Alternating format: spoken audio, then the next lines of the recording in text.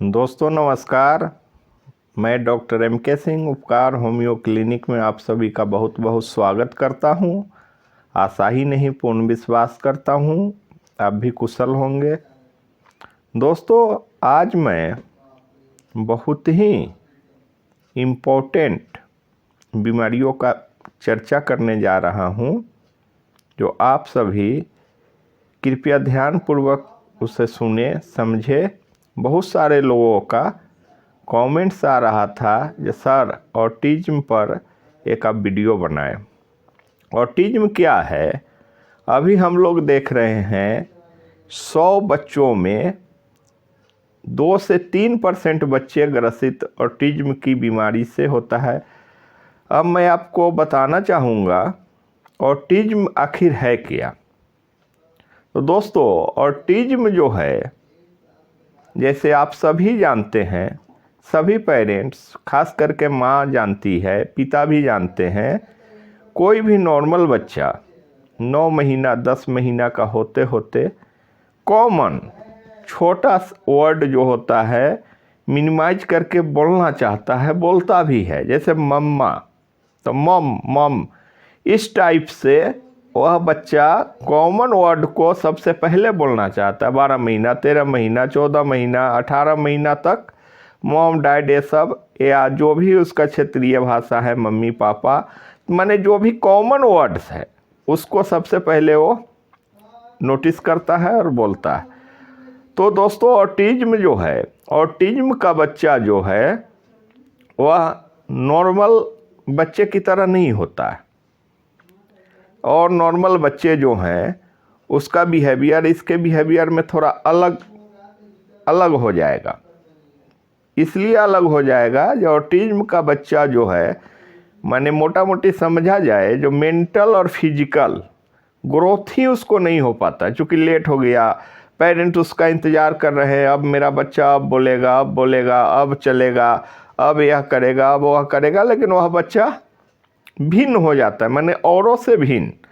जैसे आपका eye contact उस पर होगा तो बहुत सारे बच्चे हैं जो आपको अथी करेंगे, आप ऐसे देखेंगे, आप उस पर निगाह डालेंगे तो वो अंदर से चहचहापन उसमें आएगा।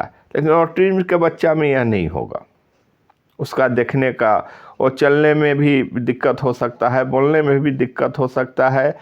और सभी बच्चे को, जो नेचुरल बच्चे हैं उसमें और इसमें, नेचुरल बच्चा हर चीज़ कर रहा है, बोल रहा होता है, लेकिन ये थोड़ा सा अलग हो जाता है।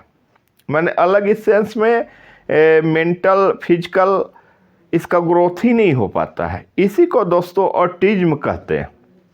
ऑटिज्म में माने शरीर जो डेवलप होना चाहिए, मानसिक जो डेवलपमेंट होना चाहिए वो नहीं होता है औरों के अपेक्षा। और बच्चा नॉर्मल होता है, ऑटिज्म का बच्चा में ये सारा चीज़ खामियां होता है। तो दोस्तों इसके लिए कोई घबराने की बात नहीं है। इसका बहुत सारा होम्योपैथ में अच्छा ट्रीटमेंट है, जो आप चाहें तो उस बच्चे को ट्रीटमेंट दे सकते हैं, और उसके लिए कहीं से कोई हड़बड़ाने की आवश्यकता नहीं है। बहुत सारे होम्योपैथ में इसका अच्छा सॉल्यूशन है दोस्तों। इसलिए इसको कोई भी, यदि आपके अगल बगल में या आपके समाज में या आपके रिलेशन में कहीं भी ऑटिज्म का बच्चा यदि समझ में आए, तो जहाँ एलोपैथ होम्योपैथ जो भी ट्रीटमेंट ले रहे हैं, अगर होम्योपैथ ले रहे हैं रिजल्ट है तो बेटर है, नहीं तो उसमें घबराने की आवश्यकता नहीं है। Homeo is the best solution. Homeo में इसका बहुत सारा दवा इसके लिए है, बहुत अनुभवी डॉक्टर हैं जिनके मार्फत आप ऑटिज्म बीमारी को ठीक कर सकते हैं, करवा सकते हैं।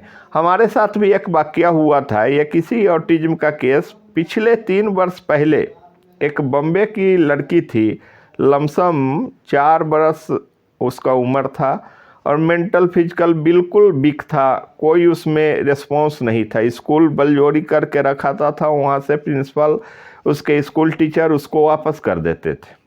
कहीं किसी मार्फत से वो मेरे पास पहुँचे। संजोग से उनके फादर यहाँ नहीं, फॉरेन में रहा करते थे। माँ और उनके पेरेंट्स जो हैं वो हमसे मिले। धीरे धीरे 2-3 महीने में कुछ ग्रोथ समझ में आया, 10-20%। ऐसे करते करते वो आज बिल्कुल बहुत अच्छी हो गई और उसके स्कूल से भी हमको शाबाशी मिला।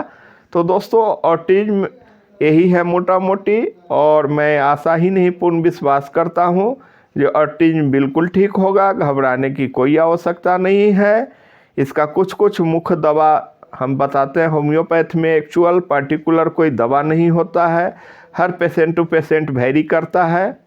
एक ही दवा उनमें काम कर रहा है तो इनमें नहीं करेगा, उसका सिम्टम्स आधारित ये चलता है। लेकिन फिर भी आपको जानने समझने के लिए मैं कुछ दवा आपके साथ शेयर कर रहा हूँ जो इसके लिए काफ़ी अच्छा दवा माना गया है। जैसे हायोसाइमस,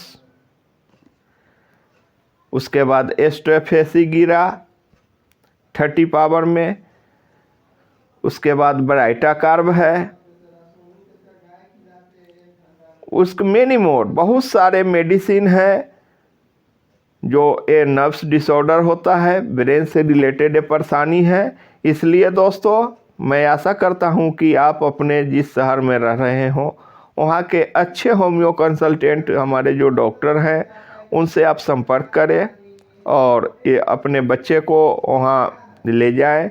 उनके गाइडलाइन में उन देखने के बाद बहुत सारा चीज़ वो फिल्टर करेंगे, केस टेकिंग करेंगे। केस टेकिंग करने के बाद बहुत सारा सिलेक्टेड मेडिसिन है जो सिलेक्ट करेंगे। ऑटिज्म बिल्कुल ही अच्छा होगा, कहीं से घबराने की कोई बात नहीं है। दोस्तों मैं आशा ही नहीं पूर्ण विश्वास करता हूँ ये बीमारी बिल्कुल ठीक हो जाएगा और होता भी है। हमारे डिस्क्रिप्शन में हमारा